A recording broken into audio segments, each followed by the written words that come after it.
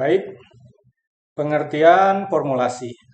Dalam arti sederhana, formulasi pestisida adalah bentuk sediaan pestisida atau produk jadi yang siap pakai, seperti yang dijual banyak di kios-kios pertanian. Jika batasannya teknis, formulasi pestisida diartikan sebagai campuran stabil dari bahan aktif dan bahan-bahan tidak aktif, bahan pembantu dan pembawa. Sehingga tercipta pestisida yang lebih mudah digunakan, lebih aktif, dan lebih aman. Mengapa pestisida perlu diformulasi? Bahan aktif adalah senyawa kimia atau bahan lain yang mempunyai efek sebagai pestisida, baik sebagai produk perlindungan tanaman, zat pengatur tumbuh, maupun nitrogen stabilizer. Bahan aktif pestisida tidak dijual dalam bentuk murni, karena harga bahan aktif dalam bentuk murni relatif sangat mahal, sangat berbahaya, dan sangat beracun. Selain itu, umumnya bahan aktif dalam bentuk murni itu tidak mudah digunakan. Bahan aktif padat dan bahan aktif cair mempunyai tingkat kelarutan yang berbeda-beda. Ada yang mudah larut dalam air, ada yang susah larut dalam air. Ada yang mudah larut dalam minyak, ada yang susah larut dalam minyak, atau ada yang susah kedua-duanya. Karena itu, bahan aktif perlu diformulasi, dicampur dengan bahan-bahan pembantu lain, dan dibentuk menjadi produk siap pakai. Tujuan dari formulasi adalah yang pertama, memudahkan aplikasi pestisida. Contoh bahan aktif diformulasi menjadi bentuk WP, EC, atau WG adalah agar mudah dicampur dengan air. Sehingga aplikasi dengan cara disemprotkan juga semakin mudah. Sementara formulasi berbentuk butiran ditujukan untuk mempermudah aplikasi dengan cara ditaburkan.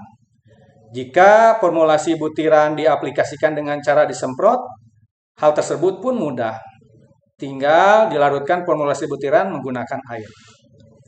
Kemudian tujuan yang selanjutnya adalah meningkatkan keselamatan pengguna, konsumen, dan lingkungan. Dalam formulasi kandungan bahan aktif tidak 100% karena sudah dicampur dengan bahan pembantu dan pembawa. Sehingga tingkat toksisitasnya juga menurun. Kemudian tujuan selanjutnya adalah meningkatkan efikasi pestisida di lapangan. Misalnya, penambahan sinergis beberapa pestisida itu bertujuan untuk meningkatkan efikasi. Selanjutnya, pertimbangan menentukan bentuk formulasi itu yang akan diproduksi dan dipasarkan didasarkan pada beberapa pertimbangan. Yang pertama adalah pertimbangan teknis. Sebenarnya, pestisida bisa diformulasikan menjadi berbagai macam bentuk, tergantung sifat bahan aktifnya. Ada bahan aktif yang karena sifatnya hanya dapat diformulasikan sebagai sediaan cair, maka diformulasikannya hanya dalam bentuk cair. Atau ada juga yang bisa diformulasikan menjadi bentuk-bentuk yang lainnya. Abamectin contohnya. Umumnya hanya diformulasikan dalam bentuk cair. Sedangkan bahan aktif sipermetrin itu bisa diformulasikan ke dalam bentuk-bentuk formulasi yang lain seperti EC, EG, GR, CO, PO, SC, UL, WG, WP, dan lain sebagainya.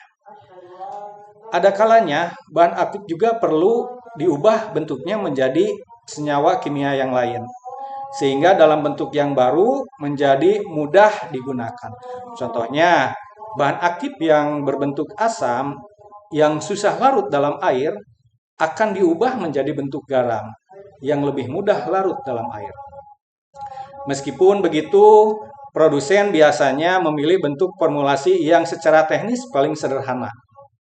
Misalnya, bahan aktif yang dapat larut di air akan diformulasikan menjadi bentuk SL, soluble konsentrat, karena langkah formulasinya hanya dengan melarutkannya dengan air. Kemudian pertimbangan yang selanjutnya adalah pertimbangan biaya. produsen akan mencari bentuk formulasi dengan biaya produksi yang paling murah, sehingga harga jual tidak membebani pengguna. Sebagai gambaran, biaya produksi membuat formulasi SL dan EC atau WP itu jauh lebih murah dibandingkan dengan membentuk formulasi CS atau kapsul suspension. Itu dari segi biaya. Kemudian dari pertimbangan selanjutnya adalah keselamatan pengguna. Ini juga perlu diperhatikan. Bentuk formulasi pestisida berpengaruh terhadap keselamatan pengguna. Formulasi bentuk padat, butiran secara umum relatif lebih aman dibandingkan dengan bentuk formulasi yang cair. Bentuk padat pestisida lebih sulit menembus kulit manusia dibandingkan dengan bentuk cair. Formulasi padat juga mengurangi resiko percikan ke wajah ketika dicampur atau dilarutkan. Formulasi bentuk butiran juga tidak berdebu saat dituangkan. Kemudian pertimbangan yang selanjutnya ada kelestarian lingkungan. Pestisida yang digunakan sebagai seed treatment atau misalnya dalam formulasi FS diketahui memberikan dampak lebih kecil bagi lingkungan dibandingkan dengan pestisida yang berbentuk WP, SC, dan lain sebagainya.